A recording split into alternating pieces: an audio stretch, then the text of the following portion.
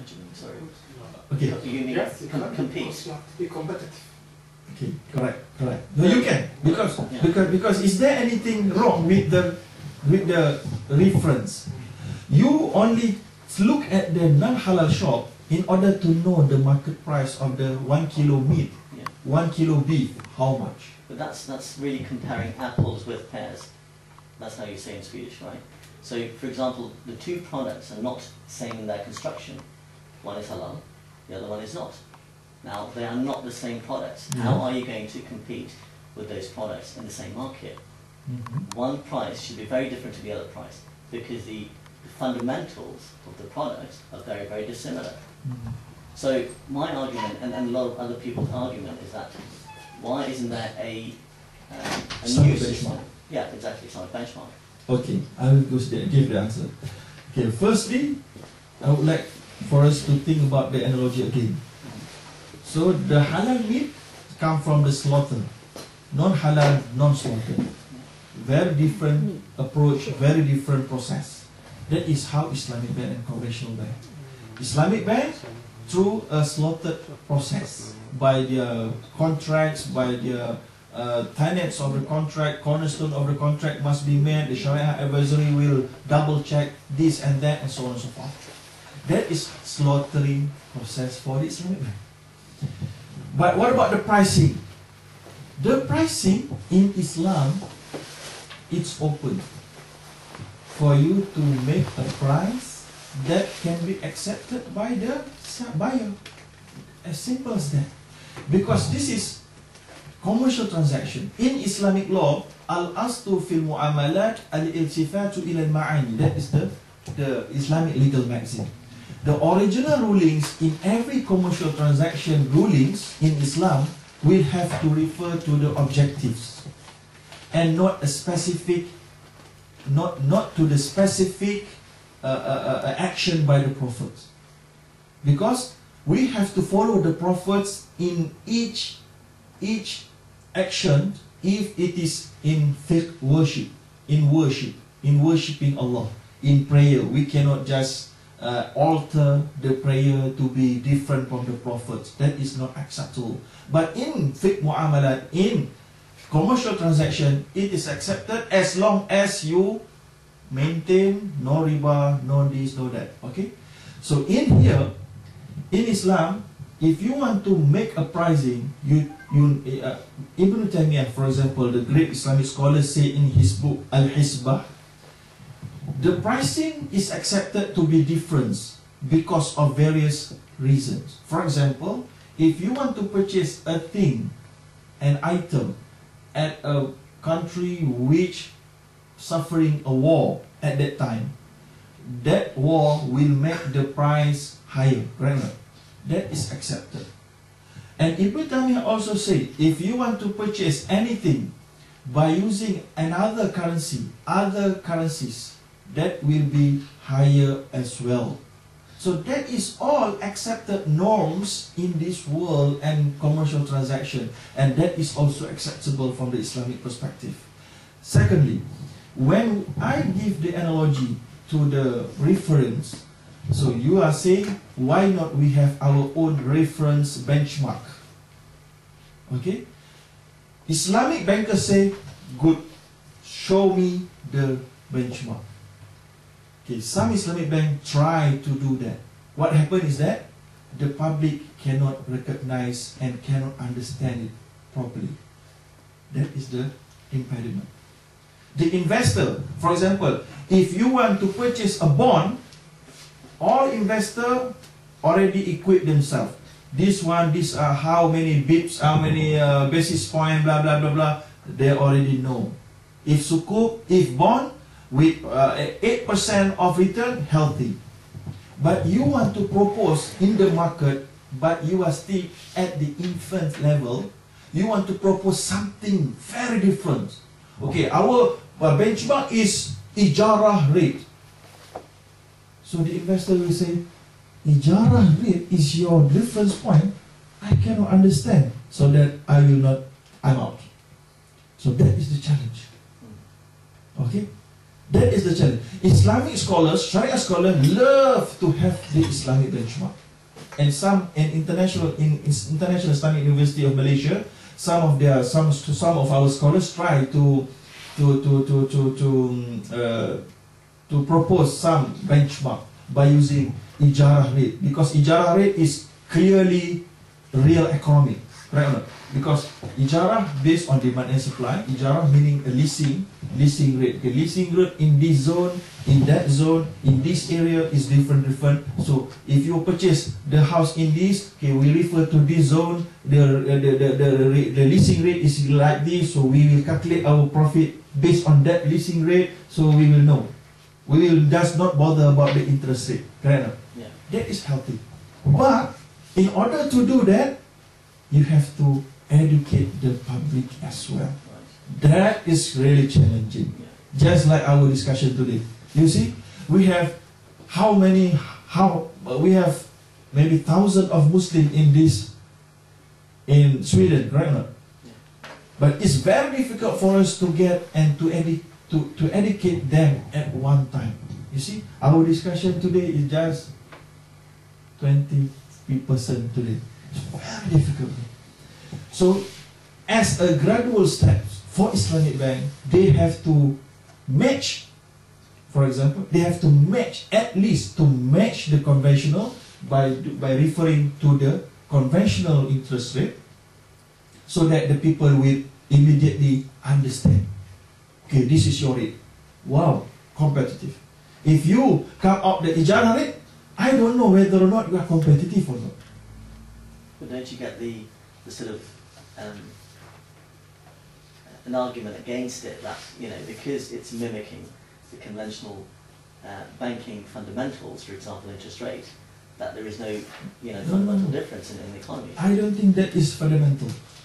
Because referring to the price of the conventional is not fundamental. The fundamental is the contract.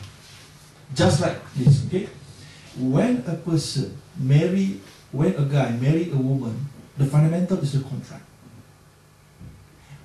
In non-Muslim community, they have partners, no contract, correct? Absolutely right. But in terms of people's perception, I'm talking about. Yes, people perception is one thing, but we have to make right people perception. People perception is one thing, the rulings and hukum is the other thing. So I'm talking about the hukum. I'm not backing Islamic Bank because I encourage that kind of action, but I'm backing Islamic Bank because I know the impediment. And I know there are bad perception out there, but that perception is actually damaging Islamic Bank gradually. Islamic Bank is going forward step by step in order to gain perfection. But you have to wait for some time, because conventional bank is too big and people out there is too I don't know what to say. Uneducated. Yes, uneducated first, and then too conventional in their mindset. For example, we have sukuk, we have Islamic bond. In Islamic investment, banks or the issuer of the bond, the sukuk, cannot guarantee any profit. But Islamic investor, they love their profit to be guaranteed. Very difficult, You cannot guarantee, but you want it guaranteed and you want it to be Islamic.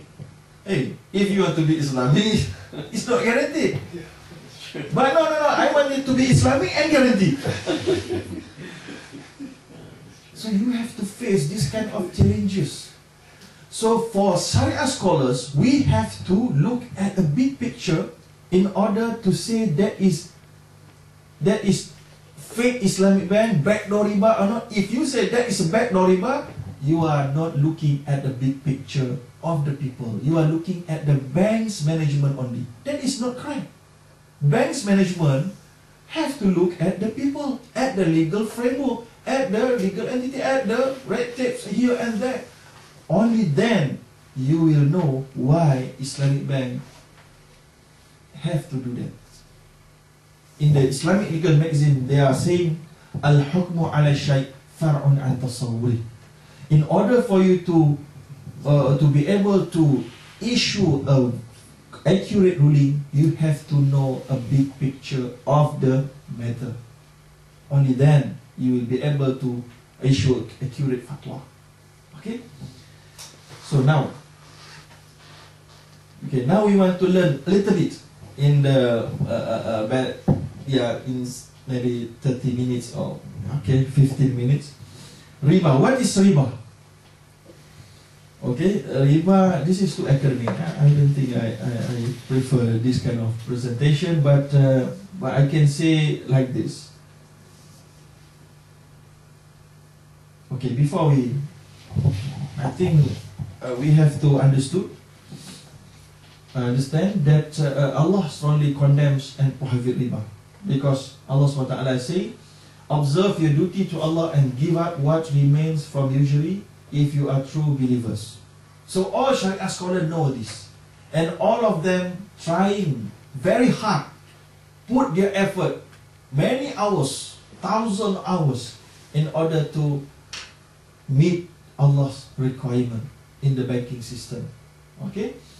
So because of what? Because if you do not avoid yourself from riba, you be warned of war against you from Allah and His Messenger. The word be war meaning declaring war with Allah and the Messenger. So there are some people out there criticizing Islamic Bank, this and that, but they are subscribing to the conventional product. So you see, when you criticizing Islamic Bank at their infants level, just like you scold your toddlers, you scold your 4-year-old children because doing wrong things, is it acceptable? Yeah, not so acceptable, because the children, these children, they have so many obstacles, their mind is not yet mature, and so on and so forth. So that is just like what happened to Islamic Bank. You cannot just scold in public. You can scold the scholars, but the scholars also know what are you talking about. The scholars also have great concern about that. There are no people in this world have a very unique mind and thought that other people don't know. You understand? No?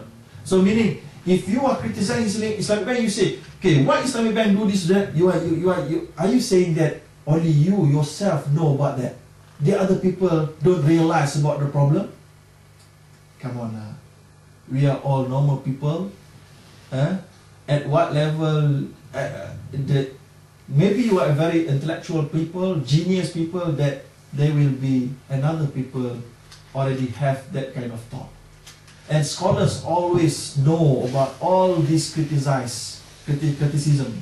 They know about the point, the content. They know about it. And they are in the process either to manage and to modify them in gradual manner, or maybe some of that is permissible from the Islamic point of view. So we can see here, from here, Allah SWT condemns riba, and so as the Prophet Muhammad SAW. Okay, so I think before we move the misconception, we want to educate ourselves with what is riba. I'm sorry, because not in this slide. I think the characteristic, or what we call the division of riba. Okay, riba, they have two types of riba.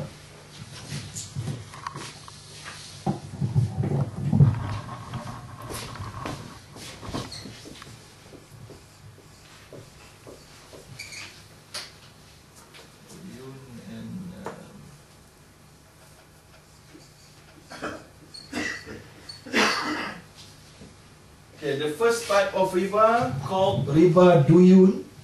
Duyun meaning debt and loans. Debt and loan. Okay. The second riba is riba buyu'. Buyu' meaning sale. Riba arising from sale transactions.